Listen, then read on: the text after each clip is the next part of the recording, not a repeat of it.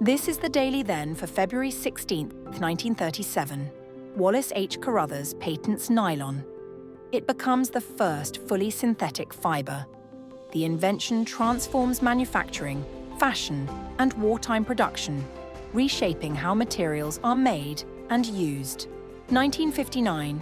Fidel Castro is sworn in as Prime Minister of Cuba. The ceremony formalizes a revolutionary government. It rapidly alters Cold War geopolitics across the Western Hemisphere. 2005. The Kyoto Protocol goes into effect. Participating nations commit to limits on greenhouse gas emissions.